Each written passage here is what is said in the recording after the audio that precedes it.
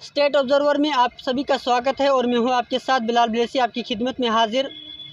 जिस तरह आप जानते हैं कि युवा राजपूत सभा की जानिब से जो है काफ़ी बार एहतजाजी मुजाहरे किए गए, जिसमें बताया जा रहा है कि 23 सितंबर को महाराजा हरि सिंह की जन्मदिन पर छुट्टी मनाई जाए। हमारे साथ कुछ लोग यहाँ पर मौजूद हैं। जी मैडम, आपका नाम और क्या कहना चाहेंगे? जी मेरा नाम रीना चौधरी। जैसे अभी आपने बात की महाराजा हरि सिंह जी की छुट्टी के बारे में, तो एक बहुत ही जायज़ मांग है जम्मू कश्मीर के लोगों की, डोगरों की, क्योंकि हम सब ये भली भांति जानते हैं कि महाराजा हरि सिंह जी की देन ही है जो हम आज यहाँ जम्मू कश्मीर में सर उठाकर जी रहे हैं। उन्होंने बहुत अच्छे अच्छे काम किए सभी वर्गों के लिए, सभी जातियों के लिए, महिलाओं के लिए, बच्चों के लिए, जिसको जम्मू कश्मीर के लोग, स्पेशली डोगरे लोग, कभी नहीं भूल सकते। उन्होंने डोगरा कल्चर को भी काफ़ी प्रमोट किया, डोगरा कल्चर को भी काफ़ी आगे लेकर गए हैं और वो ऐसी महान शख्सियत थी जिनके लिए आज हम जम्मू कश्मीर के लोग कुछ और तो नहीं कर सकते, बट एक यादगार के रूप में हम लोग इसको सेलिब्रेट करना चाहते हैं अपने महाराजा जी की जयंती को। तो एक बहुत ही जायज़ मांग है युवा राजपूत सभा की, ना कि सिर्फ युवा राजपूत सभा की ये मांग है, बल्कि जम्मू कश्मीर और डोगरों का हर वर्ग, हर जाति, हर धर्म के लोग ये मानते हैं कि हमें महाराजा हरि सिंह जी के नाम की छुट्टी मिलनी चाहिए। और आज सिर्फ जम्मू कश्मीर में ही नहीं,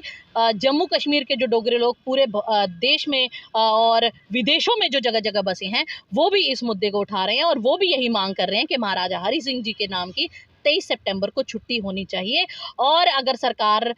इसमें आनाकानी करती है तो हम लोग इसका जितने मर्जी संघर्ष करना पड़ेगा तो हम संघर्ष कर कर भी इसको प्राप्त करेंगे। जी, तो मैडम आप जो है आम आदमी पार्टी से भी ताल्लुक़ रखते हैं, तो आम आदमी पार्टी आने के बाद जिस तरह जो है जम्मू कश्मीर में जो है अपना कदम रख रही है,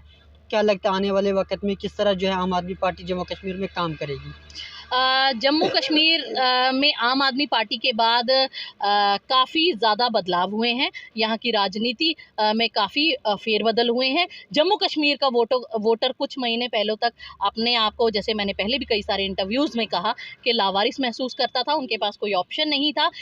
इसी का गलत फ़ायदा मौजूदा सरकार जो सेंट्रल गवर्नमेंट कह लो या एलजी शासन करने वाली जो सरकार है, वो फ़ायदा उठाती थी और उठाना लाजमी भी था, क्योंकि उनको लगता था कि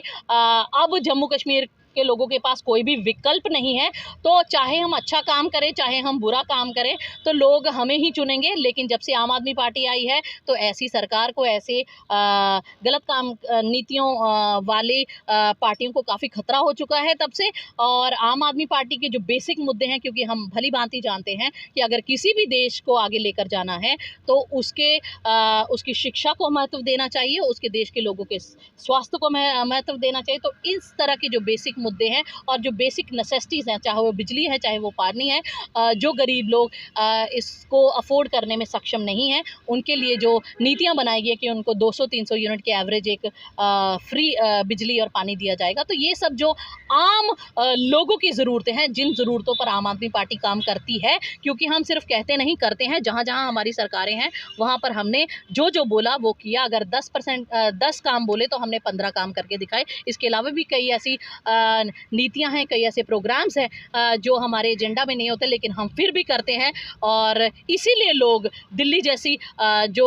देश की राजधानी कहा जाता है और देश का सबसे पढ़ा लिखा और बुद्धिजीवी वर्ग जहां रहता है, तो 3 बार अगर एक ही सरकार को बनाते हैं तो कहीं ना कहीं कुछ ना कुछ तो उस सरकार ने अच्छा किया है, तो जो कि लोग बार बार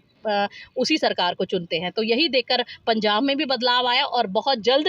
वही बदलाव हम जम्मू कश्मीर में भी देखेंगे। जी मैडम, जिस तरह आप जानते हैं कि आम आदमी पार्टी जो है साल से पहले जो है यहाँ पर कदम रख चुकी है, लेकिन अब जो है चंद दिन पहले जो है गुलाम नबी आज़ाद का जम्मू कश्मीर में आना और कांग्रेस से रिज़ाइन देना, क्या लगता है कि आम आदमी पार्टी को कोई इससे नुकसान होने वाला है या फ़ायदा होने वाला है? जी, हम इसको कोई काउंट नहीं करते, क्योंकि ये जो नए नए नेता, नई नई पार्टियां उभर कर आ रही हैं,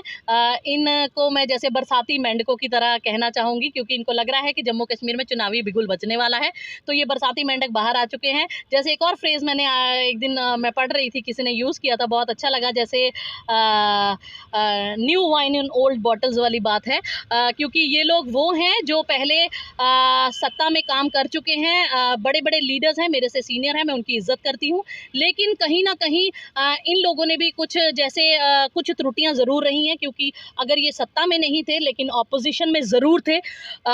ये ऑपोजिशन में रहकर भी लोगों की मांगों को आगे रख सकते थे, ऑपोजिशन में रहकर भी सरकार की गलत नीतियों को अपोज कर सकते थे। लेकिन दुख होता है कि इन लोगों ने सेंटर में रहकर, ऑपोजिशन में एक स्ट्रॉन्ग पार्टी में रहकर भी आज लोगों के हक की बात नहीं करी, ऑपोजिशन का जो एक कर्तव्य होता है वो पूरा नहीं किया, जम्मू कश्मीर के लोगों की सुध नहीं ली। इनमें से बहुत सारे क्या मैक्सिमम नेता वो हैं जिन्होंने पिछले 10-10, 15-15 साल में लोगों को शक्लें नहीं दिखाए, और ये वो बुरा समय कह ले जम्मू कश्मीर के लोगों का जिसमें सबसे ज़्यादा प्रताड़ना, सबसे ज़्यादा पीड़ा, सबसे ज़्यादा लोगों को सफ़र किया, लेकिन ये लोग उनके साथ कंधे से कंधा मिलाकर नहीं खड़े हुए, ना ही इन लोगों ने जम्मू के कश्मीर के लोगों की आवाज़ उठाई। तो आज लगा कि अगर चुनावी बिगुल बज रहा है तो हम लोग भी दोबारा से सत्ता में आ जाते हैं, बिकॉज़ इन लोगों का जो मैंने ओवरऑल देखा है कि इनको नेता बनने या एमएलए बनने से ज़्यादा इनको ये ज़्यादा है कि हम कंटेस्टिंग में भी अगर हम आ जाएं तो शायद हम वही हमारी अचीवमेंट होगी। तो हम ये बात करते हैं कि आज की जम्मू कश्मीर की जनता बहुत समझदार है, उन्होंने देखा कि पिछले जब हमारे बुरे समय में कौन कौन लोग ऐसे थे, चाहे वो नेता थे, चाहे वो समाज सेवक थे, चाहे वो अन्य बुद्धिजीवी थे, कि इनके साथ कौन खड़े हुए, कौन इनके हक की आवाज़ उठाता है, कौन इनके हक की बात करता है, कौन शासन करने वाली सरकार के अगेंस्ट इनके लिए लड़ता है। तो आने वाले चुनाव जब भी जम्मू कश्मीर में होते हैं तो लोग सोच समझ कर सरकार बनाएंगे। जैसे आपने कहा कि हमें इनसे कोई खतरा या इनसे कोई डर, तो हम इसको ना ही थ्रेट में काउंट करते हैं, ना ही किसी डर में काउंट करते हैं, क्योंकि हमारा काम करने का तरीका और है। हमारी कथनी और करनी सेम है, हमारी ये नहीं है कि बोला कुछ और किया कुछ, क्योंकि ये जो वो लोग हैं जो सिर्फ कहते हैं और करने के टाइम कुछ भी नहीं करते हैं या कुछ और ही करते हैं, जो एक्सपेक्ट नहीं किया होता लोगों ने, जो लोगों को चाहिए वो नहीं दिला पाए, और ऑपोजिशन में रहते हुए भी जिन्होंने लोगों की आवाज़ नहीं उठाई, जिन्होंने ऑपोजिशन का भी हक अदा नहीं किया, ऑपोजिशन में रहने का भी रोल अदा नहीं किया, तो इनको जो करना चाहिए था वो उन्होंने तब भी नहीं किया। तो अब भी हम एक्सपेक्ट कर सकते हैं, अगर लोग ये उम्मीद करते हैं कि ये डिफरेंट एजेंडेज गिनवा के या डिफरेंट पॉइंट्स गिनवा के कि हम ये काम करेंगे वो काम करेंगे, तो इन्होंने पहले कितना काम किया, या उस काम के बारे में भी जैसे इन्होंने बताया कि हम डेली वेजेस को पक्का करेंगे या कुछ और करेंगे, तो पहले यही क्वेश्चन मैं पूछना चाहूँगी कि आज तक इन लोगों ने, चाहे अगर ये सरकार में नहीं थे, माना कि ये नहीं कर सकते लेकिन ये आवाज़ उठा सकते थे, तो इन लोगों ने कितनी बार आवाज़ उठाई। तो यही एक एग्जाम्पल है मैं जो लोगों को बताना चाहूँगी। तो इनकी जो झूठ वाली राजनीति, जो दिखावे वाली राजनीति में भ्रमित होने की ज़रूरत नहीं है। सच और झूठ में फ़र्क पहचाने, कथनी और करनी जिस भी पार्टी की सेम हो उसी को चुनना चाहिए, ना कि जो सिर्फ चुनावी बिगुल बजने के बाद बरसाती मेंढकों की तरह बाहर आते हैं, तो उनकी तरफ अट्रैक्ट नहीं होना चाहिए। अगर आम आदमी पार्टी जो है जम्मू कश्मीर में सरकार बनाती है तो डेली वेजर के साथ किस तरह जो है वो पेश आएंगे, क्या उनका मसला हल करेंगे या नहीं? जी ज़रूर, हमने बहुत बार इनके प्रोटेस्ट में भी हमारे लोगों ने शामिल हुए हैं, और क्लियरली ये बोला गया है कि जैसे ही अगर हमारी सरकार बनेगी, सबसे पहले जो बर्निंग इश्यूज़ हैं जम्मू कश्मीर के, चाहे वो यूथ की एम्प्लॉयमेंट को लेकर हो, चाहे वो डेली वेजेस हो, ये हमारी अटमोस्ट प्रायोरिटीज़ रहेंगी। पहली ही मीटिंग्स में इन मुद्दों का हल किया जाएगा। ये सिर्फ हम कह नहीं रहे हैं, आप पंजाब में भी देख सकते हैं, जैसे ही हमारी सरकार बनी with in days 35,000 daily wages पक्के किए गए, 25,000 प्लस नौकरियां निकाली गई। तो इस तरह के जो हम काम आप परफॉर्मेंस से जज कीजिए, ना कि कोई भी नई पार्टी आके अगर आपको एजेंडा बना के गिनवा देती है सिर्फ आपकी सांत्वना पाने के लिए, सिर्फ आपका वोट बैंक बटोरने के लिए। और ये भी आप समझ लीजिए, ये जो नई पार्टियां आ रही हैं ये किस राजनीति के तहत आ रही हैं, ये कैसे प्लांट करके भेजी जा रही हैं, ABC कंपनीज बना के किसी एक पर्टिकुलर